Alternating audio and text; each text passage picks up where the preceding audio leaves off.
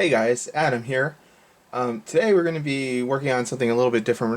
We're not building a new PC. We're going to be rebuilding an old one and repurposing it to run pfSense. I've been using pfSense on my network for a few years now. Currently, I had it running. Well, I don't currently have it running. I had it running on an old Dell Optiplex 2800 or 280, I believe is the model number. It ran a Pentium 4. It's an old piece of crap machine, but it ran pretty well for pfSense. Now, that machine has actually got a bad power supply and it's not booting anymore. So for the last couple days, I actually had to revert to an old Linksys E200 or E2000 router.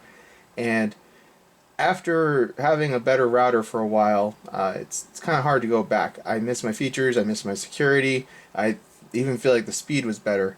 So I want to go ahead and rebuild the pfSense machine, and I don't want to spend a lot of money on it. So I've collected parts from eBay. I've got a couple of new parts, which is actually just the fans here.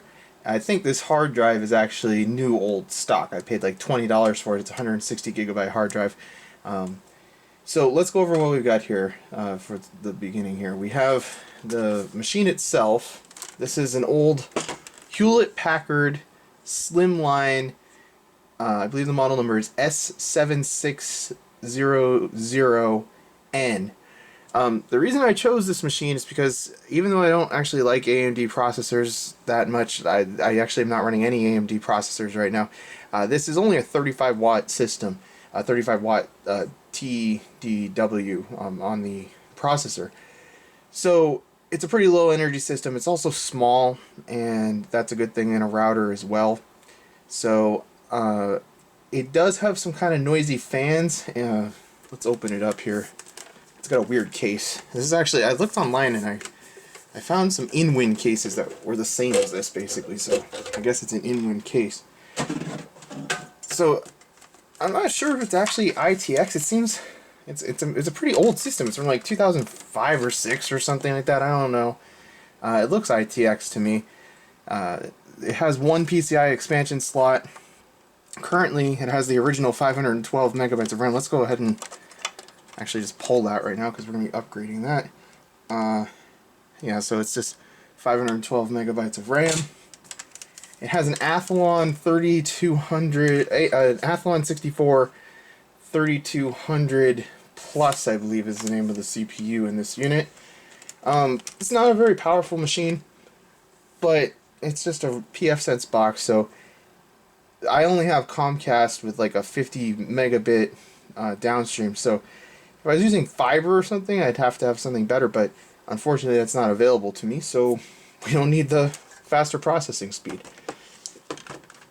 But this will be a big improvement over the Linksys router that I'm using. Now, it does have, let me see if I can find it. Actually took it off to look at the RAM. It has an odd heat sink and fan system here. This shroud kind of just sits on top of here, and I guess it blows the air out of this little area here. It's not a great design. I guess it's worked like that for years though, so I don't really see any reason to do too much. I'm going to replace the fan in this and the fan in the power supply though, just because they're old, and at least the one in the power supply is pretty noisy, so I want to put in more efficient, newer fans. I always put in an Intel network interface card. This does have Wi-Fi and I believe it's a Realtek Ethernet built in. I don't generally like to use the integrated networking, but that's just going to be for the WAN port, so it's not going to have a tremendous amount of throughput going to it. This is going to have a lot more because it's going to be for the LAN. So we're going to go ahead and use the Intel card here as the WAN card, or I mean the LAN card, and we'll use the built-in Realtek as the WAN. I have two fans. This is a 60 millimeter fan, which I believe is the size of the one inside of the power supply, and then we're going to replace the CPU fan here with this 80 millimeter fan. Those are both Noctua fans, of course. We have a Western Digital hard drive here. It's a 160 gigabytes. I do want to do caching on this machine. A lot of people use SSDs. It's not really a good idea to use SSDs from what I've read in these kind of machines because there's a lot of writing that's going to be happening with the cache. SSDs have a limited lifespan in terms of the number of writes that they have. Hard drives, of course, have a limited lifespan too, but they don't care as much about writing. It's just the hours they've been running. So I'm going to go with this, even though an SSD wouldn't have cost too much more, because the drive speed isn't critical for this. It's not going to, I mean, it's a light installation. It's not going to be rebooted often, so it's not going to really matter for that. It's not going to be running a lot of applications. It's going to load them into memory and then run them, but it shouldn't be a problem with this. I am going to be upgrading this to an Atom system in a month or two. I just spent a lot of money on some other systems, so I don't really want to put the money into this right now. So I'm hoping this machine will get me through a couple months. I don't have much invested in it. I had the machine already. The fans I had lying around. This was like $25 or $30, and then I spent another like $12 on some memory. We're going to go ahead and max this board out at 2 gigabytes. This is the same type of memory. It's Samsung. It looks like it's DDR2, probably 4200U.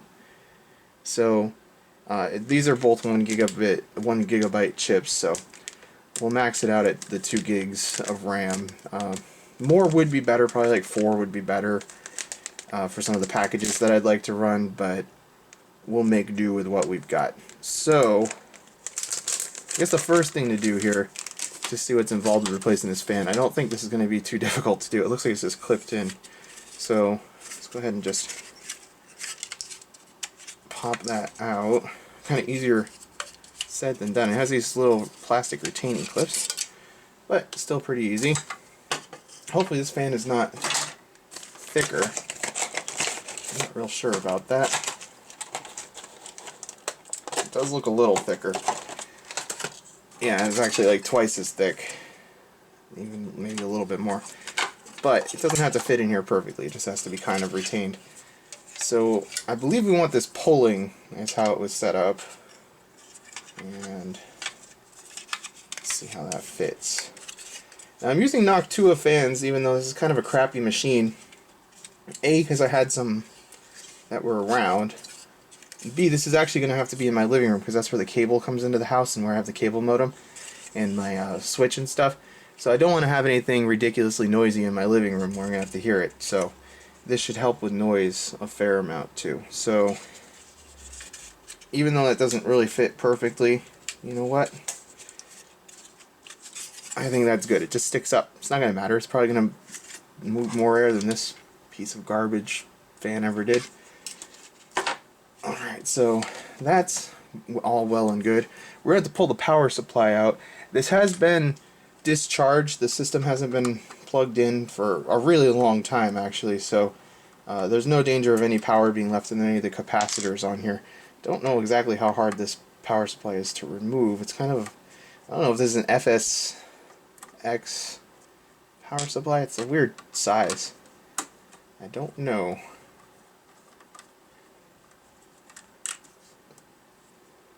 Come on, there we go. Magnets, they help. As far as the Wi-Fi goes on this, I'm kind of thinking about adding that as a. I'm not going to use this as my primary Wi-Fi. I'm still going to use probably the Linksys because I have been using that as a. I disable the routing features on the Linksys E2000 and I just use it as a wireless access point. But I will probably actually use this as a guest Wi-Fi. So you know, if somebody's visiting, they don't have to have access to my entire LAN, which would probably be good. Now, this is a little difficult to... Where's the pin in there? Unlike a regular ATX power, like a 20 or 24 pin, it kind of looks like the clip goes on the inside on this, which kind of sucks, because the clip is right up against this heat sink, and my fingers are too big and fat to fit in there. Let's get a screwdriver, see if we can... Yeah, there we go. Now, there's a Sata power cable here. That looks like it's just kind of hooked in. I think I had to take this whole drive bay out, unfortunately, to do this, it looks like. So like I said, I will probably end up upgrading this to an Atom system pretty soon. Looks like there's a screw here holding it in. Yeah, there's a screw down. There's actually two down inside of there. It's kind of hard to see them, but I think I probably will upgrade this to an atom board at some point, but this is kind of an emergency right now, with this being all broken. I've been meaning to replace that Pentium 4 for quite a long time. Obviously, the Pentium 4 is not very energy efficient. It's not very fast. It's good enough for most routing purposes, but it's not ideal when I'm dropping stuff. So, is that... Nope, there's another screw. They do not want your drives going anywhere on you. Not that there's really any room for them to go anywhere, but...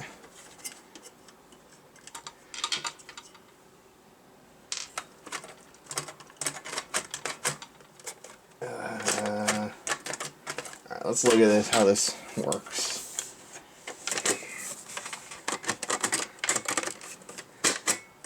Alright, I can see that. There we go. That's like I can see the clip. So this whole drive bay just comes out as one thing. I probably won't leave an optical drive in it because I think it'll get slightly better airflow without it, and there's really no reason to leave an optical drive in it. I do have one for it somewhere, but it uses IDE for that. So actually we can just pull this IDE cable. Well, I'm going to leave it because I'm probably going to install pfSense off of a disk, so that'll make things a little bit easier. Man, there's not a lot of room to get this thing out. I don't want to have to pull the board out. I feel like that might be what you're supposed to do.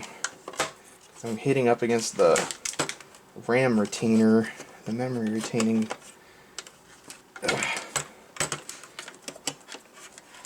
And this power supply is the main thing that I gotta fix here. Okay, cool. I got that out.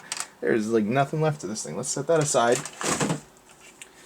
And before we go ahead and get too far into this, I think I want to open that up and just verify the size of the fan here. It looks about right. It should be right. Looks right to me here, but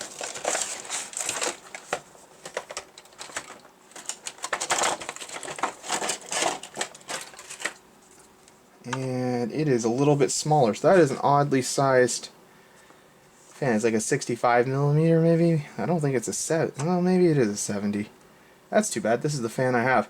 So I guess we'll just have to make do with the fan that's in there for now. That's kind of too bad. But this fan will find another use. So we'll set that aside too. We're not going to be using that today. Alright, so I kind of took this out for nothing. I guess I can go. I'm going to go blow out the dust from this thing at least and clean out the insides a little bit. So I'll be back.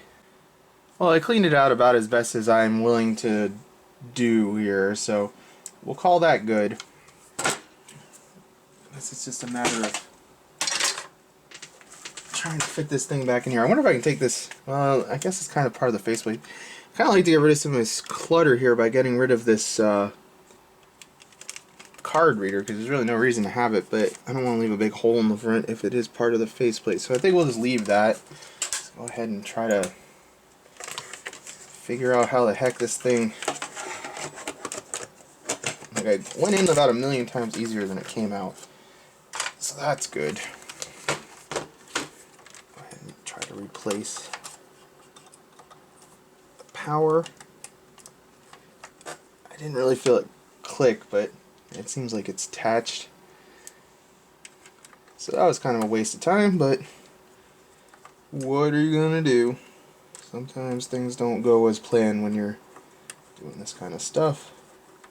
And I'm not gonna order a fan specifically for this. That was just something I had and wanted to utilize if I could. The fan on this is like, it's probably gonna work better now that there was a lot of dust in there. A lot of the problem was probably the dust, so I am hopeful that will calm it down a little bit. Now, another thing that I want to do, since this is going to be running 24/7, I don't really care what happens to it in the end, I suppose, but I want it to run as well as possible while I'm actually using it. So I'm going to pull the heatsink off and we're going to redo the thermal compound, because this thermal compound on here is, it's as old as the computer. It's, as far as I know, which this was my father's computer. There's no way he ever would have redone the thermal compound, and I certainly didn't do it. So it's probably like 8-year-old thermal compound on here, and that's not ideal, especially with a heatsink setup and fan the way that this one is. Good contact between the heatsink and the CPU is going to be kind of important here. So it looks like it's just retained by these 4 screws. Not sure if they're all the way out. Probably stuck a little bit. There's not a middle retainer, no.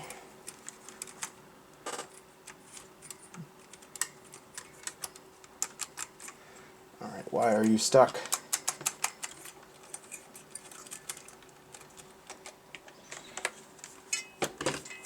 Alright, well that was actually fairly terrible to get off. I didn't record it. But let's go ahead and just run these down a little bit. And you always want to go in kind of a diagonal pattern. So I'll do one corner and then do the next. And don't want to run it all the way down. I do have to push on these springs a little bit to get started. So the thermal compound was pretty dried up, so probably a good thing that I went and did that. And it was actually stuck to the point where I had to do a lot of wiggling. It was a little, you know, I wouldn't say I'm worried because this is kind of a worthless PC at this point, but I was a little bit concerned I was going to break something. Alright, that's retained. Go ahead and tighten down our corners. I don't know exactly what torque spec these should be done to, but that feels like it's stripped out.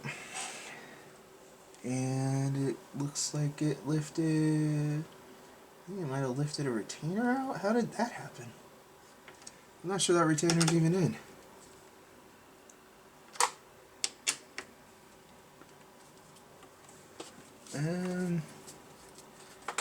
That's interesting.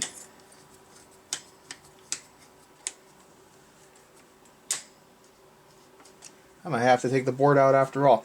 I think the retainer here came out, because that doesn't seem to be tightening, and I can see, I'm not sure if the other ones have that. Yeah, it looks like they do have that, so I guess the retainer is still there. Why isn't the screw biting well enough?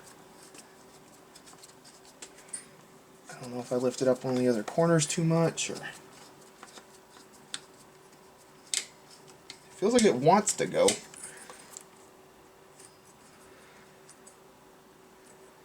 Alright, it feels like it bit there. No, it just keeps kind of spinning loose though. Huh. I don't know much about these AMD systems. It looks like it's in just like all the other ones. I think whatever retaining nut is on the back must be spinning. It's fairly tight. I can't really move this more than you should be able to. That's actually kind of a sharp heatsink. So I think we'll call that good enough. It has new thermal compound on it. It's tight. It's not ideal.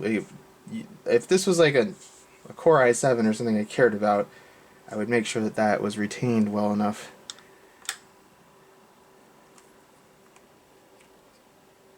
But we'll leave it as it is. So let's get that drive cage replaced in here.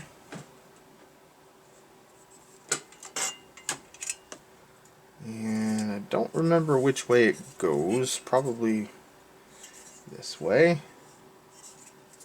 So we want to make sure we have our SATA power in there. Molex not. And it's kind of a long SATA cable. I'm kind of thinking about routing it. I don't know if I want to route it that far. We'll find somewhere for it. It's fine. I don't really want the SATA cable to be stuck. It's the one that I have available, so it's what we're going to use. Now, it looks like all the holes line up.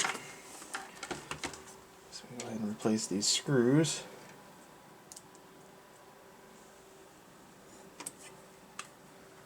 So whenever I'm restoring an older machine back to active duty, I do like to take it apart and, you know, blow out the dust. Make sure, I think we got a SATA cable stuck here. But blow out the dust. Make sure things look okay. This is going to be functioning as my, my router, so my internet connection is kind of important, and I want to make sure it's as stable as possible. So want to make sure this machine's going to last for 2 or 3 months of continuous running here before we do it, and before we commit it to production and stuff. So.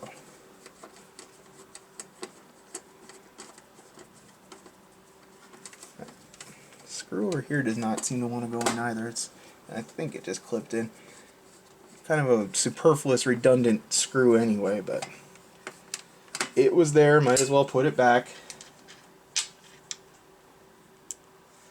So there's really not much to what we're doing here. Pretty much just going to be adding the network interface card here in a second, installing the new RAM, and then we'll be able to go ahead and configure this thing.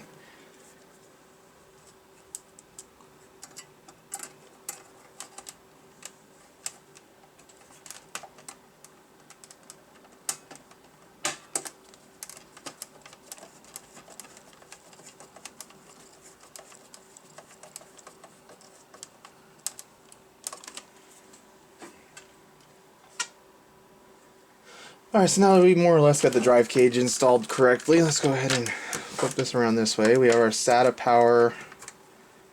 It looks like it's going to be in the way, so let's bust out our hard drive here. Now this is not a used hard drive, but it's definitely not one of the newer models, so it must just be new old stock. It's a Western Digital 1600 AAJS, so I think I kind of remember these from a few years ago. I'm trying to see if there's a date on here. There probably is somewhere that I'm just not seeing. But it doesn't matter. So, let's go. I think it goes in upside down in this one, if I remember right. We want the SATA cable to go underneath. And I don't know if there's any retention for that. I think it just kind of gets held in. It's kind of like a clippiness to it. So we got our power hooked up, and I'll run the extra SATA wire out of the way. Try to do some sort of cable management in here. It's definitely not ideal. And this is not the SATA cable that even came with this, but this should go. That always goes down, doesn't it? So it would actually go upside down. Alright. Get our IDE up this way, because we are going to use an optical drive temporarily in here. Try to do some cable management here. I don't even need this stuff. I should probably just unhook it.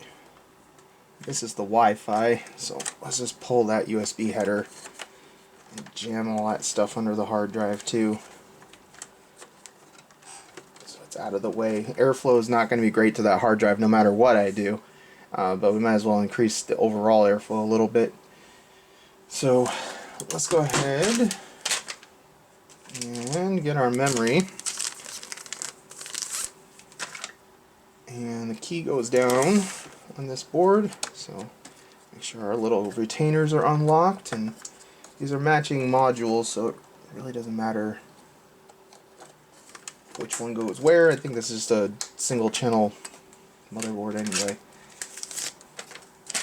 And we're maxing out its memory capabilities as it is, so pretty much don't have to think about it too much. Hopefully the CMOS battery is still good on this. I have not used this much in a long time. Alright, so we're good with that. It's got kind of a weird retainer for this low profile bracket. On the outside, the screw. It's kind of weird. So let's get that little cover plate off. Get our Intel network interface card in. This is the same one that was in my old pfSense box.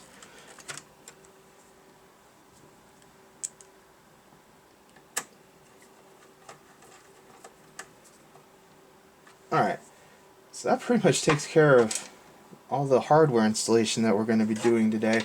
I'm kind of thinking about adding at least a couple little fans to the front if I can't do anything about this fan. And the power supply fan is in the stupidest possible place. It's blocked by this drive bay entirely, so there's not a lot of good airflow in this case at all. But then again, putting air in the front really wouldn't help, I don't think, because this kind of goes in like this and clips in. So I guess the CPU fan is kind of isolated and vents out the back. It's not a very good setup in my opinion, but like I said, I guess it's been working. This machine never overheated or anything, so I suppose it's been working for a long time. So I suppose they know what they're doing. So where the heck is the header for the fan in all of this? It's probably in some, yeah, it's in a horrifically inaccessible location down between the power supply and the heatsink there. That's always fantastic. So hopefully there's enough tension in this fan cable that I can manage this. Try to fix this cable a little bit here.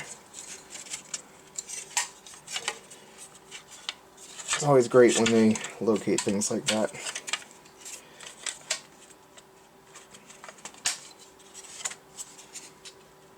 Alright, that worked out better. I put the cable out a little hole there. Sort of like it was made to go there. Now this cable is kind of stiff, so hopefully I'll be able to do this. I won't really be able to show you. I can barely see myself, so. Come on. You know you want to do it, little fan plug. Oh man. Pretty sure there's a capacitor. It's like exactly in the way. It's only a 3-pin on the motherboard here, and there's a capacitor like exactly next to that. I think I got it though. Kind of had to push the capacitor over a little bit, but I didn't break the connection or anything, so it'll be fine. Don't tell them. Nobody needs to know. So tuck that in down here. There's going to be no airflow to the memory at all. That's nice for the memory, I guess. Oh, hard to have good airflow in these kind of cases anyway, but it seems like they like actively went out of their way to have bad airflow in this one. The thing just kind of gets held in by the cover, I guess, because I can squish it around. And I think it's good to go. I hope the motherboard header stuff wasn't in all those cables I disconnected. They wouldn't have combined all that stuff into one. No, those are the motherboard header pins for the front panel. Alright, so that takes care of all of our hardware installation on this. So what I'm going to do is actually split this up. We'll do a part 2 where we go through configuring this. I'm going to dust off my old VGA monitor, and I have a little like utility monitor that I use for this sort of stuff. So I'm going to take a minute, get that set up. Alright, so this video actually is running a little bit long, so I think we'll end it here, and next time we'll go ahead and actually go through the installation of pfSense. Thanks for watching.